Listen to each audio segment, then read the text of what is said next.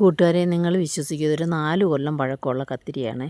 ഞാൻ ഇങ്ങനെയാണ് ഈ കത്തിരി ഇങ്ങനെ പിന്നെ ഈ 4 വർഷം വരെ വിളവെടുക്കുന്നതെന്ന് വെച്ചാൽ, ഇതിന് പ്രധാനമായിട്ടും ചേർക്കുന്നത് ചാരം ചേർത്ത് കൊടുക്കും. പിന്നെ പുളിപ്പിച്ച കഞ്ഞിവെള്ളമാണ് അധികമായിട്ട് മിക്കപ്പോഴും ഒഴിക്കുന്നത്. കായൊക്കെ നല്ലോണം എപ്പോഴും അങ്ങനെ ഒരേപോലെ കാണത്തില്ല. അപ്പോൾ കാ കുറയുന്ന സമയത്ത് ഈ കമ്പെല്ലാം വെട്ടി നിർത്തും. ഞാൻ നല്ല ഒരുപാടങ്ങ് പൊക്കത്തിൽ പോകണം അത്രയും വെട്ടി നിർത്തി പൊക്കം കുറച്ച് നിർത്തിയതിന് ശേഷം ഇതേപോലെ വളങ്ങളൊക്കെ ഇട്ടിട്ട് മണ്ണും വെട്ടി ഇട്ട് കൊടുക്കും. അപ്പോൾ നല്ലോണം പുതിയതായിട്ട് വരുന്ന കമ്പിലെല്ലാം നിറച്ച് കാ പിടിക്കും.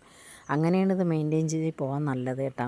എല്ലാ വഴുതനയും ഇങ്ങനെ തന്നെയാണെന്ന് എനിക്ക് തോന്നുന്നു. പക്ഷേ ഇപ്പോഴത്തെ ഹൈബ്രിഡ് വഴുതനയൊക്കെ ഇത്രയും കാലം നിൽക്കുമെന്ന് എനിക്കൊരു വിശ്വാസമില്ല. കാരണം അതിൻ്റെയൊക്കെ വിത്തുകൾ എടുത്താൽ തന്നെയും നന്നാവാറില്ല. സാധാരണ ഹൈബ്രിഡ് പയറോ ഇത് വെണ്ടയോ ഒക്കെ എടുത്ത് അതിൻ്റെയൊക്കെ വിത്തുകളിട്ട് കഴിഞ്ഞാൽ എടുക്കുന്ന വിത്തിന് ആ ഗുണം തള്ള ചെടിയുടെ ഗുണം കിട്ടാറില്ല. അതുകൊണ്ടാണ് ഞാൻ അങ്ങനെ പറഞ്ഞത്. നിങ്ങളെ അനുഭവം മറിച്ചാണെങ്കിൽ സോറി. ഞങ്ങളിങ്ങനെയാണ് കത്തിരിയൊക്കെ നിർത്തുന്നത്. കത്തിരി, കോവൽ, പച്ചമുളക് ഇതെല്ലാം 2 കൊല്ലത്തിന് മേലെ എന്തായാലും ഒരു ചെടിയിൽ നിന്ന് വിളവെടുക്കാറുണ്ട്. എപ്പോഴും പുതിയത് നടാറില്ല.